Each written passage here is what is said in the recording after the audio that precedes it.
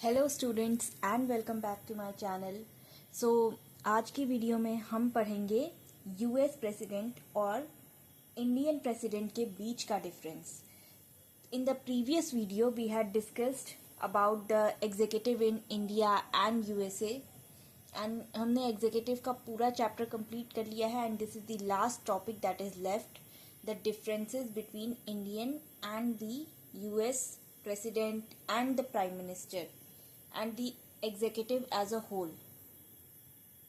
तो सबसे पहले प्रेसिडेंट्स के बीच का, दोनों कंट्रीज के प्रेसिडेंट्स के बीच का डिफरेंस देख लेते हैं। तो इंडियन प्रेसिडेंट की सिचुएशन ऐसी है, इंडियन प्रेसिडेंट जो होते हैं, ही is the head of state and वो स्टेट के हेड होते हैं and the nominal executive, that is for namesake, he is executive for the namesake। उनके पास पावर फॉर नाम की होती है, सिग्नेचर करने की पावर होती है। कोई भी लॉ हो, कोई भी बिल हो, कुछ भी हो, उसमें सिग्नेचर की पावर होती है। While on the other hand जो यूएस के प्रेसिडेंट होते हैं, he is the head of the state and the government and is the real executive powers होती है इनके पास। एंड ये ना सिर्फ स्टेट के हेड को हेड करते हैं बल्कि गवर्नमेंट को भी हेड करते हैं। नाउ अब जहाँ इंडिया में इंडियन प्रेसिडेंट के पास सिर्फ नाम की just for name sec power होती है, नॉमिनल एग्जीक्यूटिव होते हैं, जस्ट फॉर नेम पावर होती है। एक्चुअल पावर्स कौन हेड करता है? एक्चुअल पावर्स होती है cabinet, Indian council of ministers के पास, उन मिनिस्टर्स के पास जो कि कैबिनेट बनाते हैं, कैबिनेट फॉर्म करते हैं, और उस कैबिनेट के को हेड कौन करता है? Prime minister.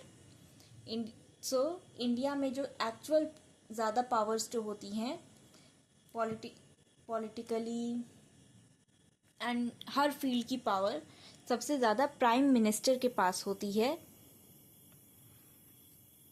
तो ये जो प्रेसिडेंट वाला सिस्टम है, इंडिया की जो प्रेसिडेंट की पावर है, इसे कंपेयर किया जा सकता है ब्रिटिश मोनार्क से। ब्रिटेन में कौन इक्विवेलेंट है इनके? इंडियन प्रेसिडेंट के इक्विवेलेंट है वहाँ के monarch. And on the other hand US president खुद अपने कैबिनेट को रूल करते हैं। ही is the maker of his own cabinet. अपनी कैबिनेट को सिलेक्ट करना, रूल करना, सारे लॉज इम्प्लीमेंट करना, सब कुछ यूएस प्रेसिडेंट के पास खुद पावर होती है। एंड इसीलिए उनका जो ऑफिस होता है, यूएस प्रेसिडेंट का ऑफिस, कहा जाता है कि it is one of the most powerful political office in the world. Now coming to Indian prime minister and the US president. So मैंने पिछले वीडियो में अपना बताया था कि अंबेडकर जी ने, डॉक्टर B.R. अंबेडकर ने एक स्टेटमेंट दी थी, एक डिस्क्राइब किया था कि इंडियन सिस्टम में, इंडियन जो गवर्नमेंट सिस्टम है, उसमें अगर यूएस के प्रेसिडेंट का इक्विवेलेंट अगर देखा जाए, so that person is the prime minister of India and not the president of India. तो आप समझ ही जाएंगे कि इनके बीच डिफरेंसेस से ज़्यादा सिमिलैरिटीज होंगी, बट फिर भी कुछ कुछ डिफरेंसेस होते हैं। पावर्स भले दोनों की सिमिलर होती हैं, डिफरेंसेस क्या होते हैं? जैसे Indian prime minister is the head of government, government को हेड करते हैं प्राइम मिनिस्टर, एंड इंडिया के जो प्रेसिडेंट है वो स्टेट को हेड करते हैं।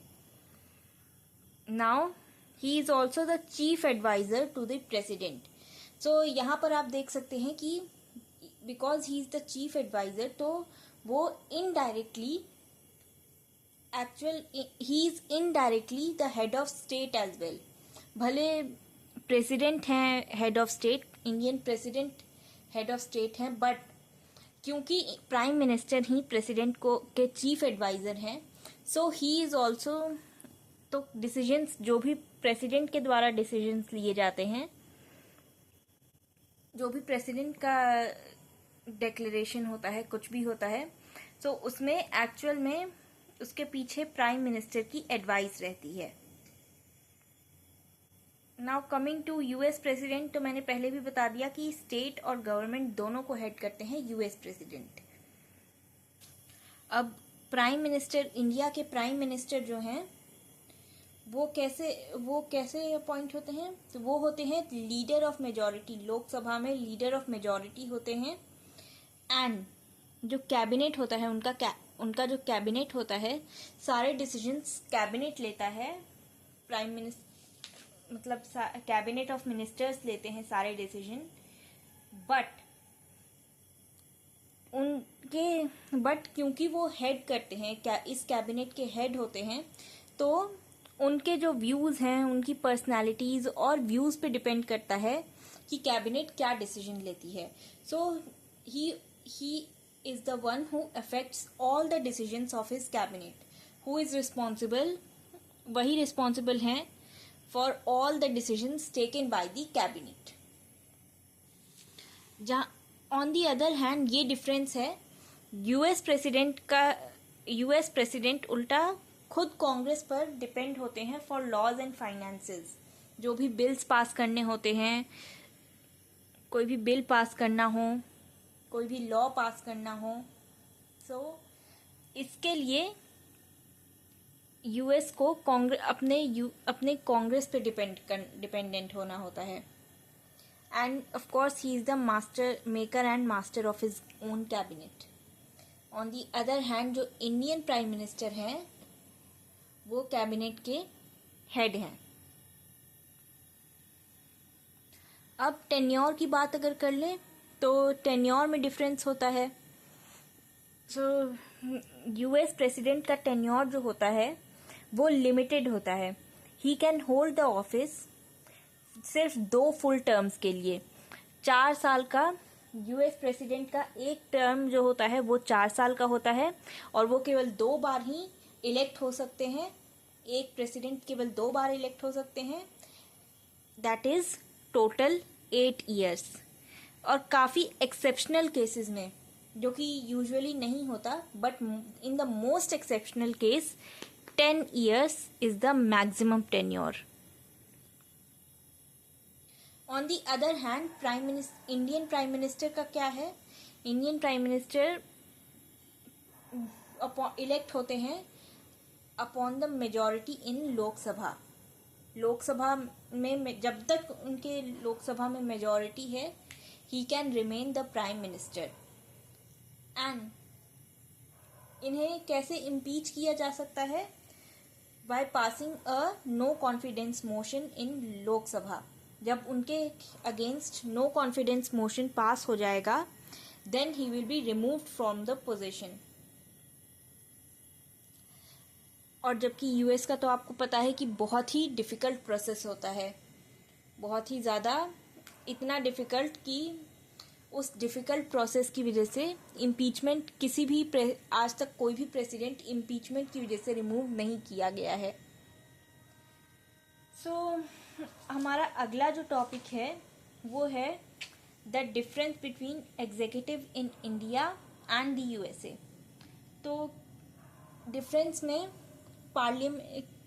इंडिया में जो है executive, it is the parliamentary executive, and USA का प्रेसिडेंशियल एग्जीक्यूटिव है।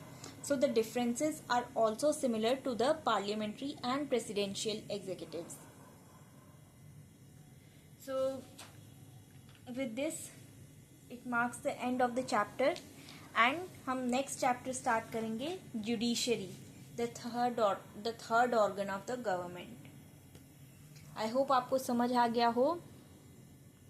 सो let's meet you in the next video.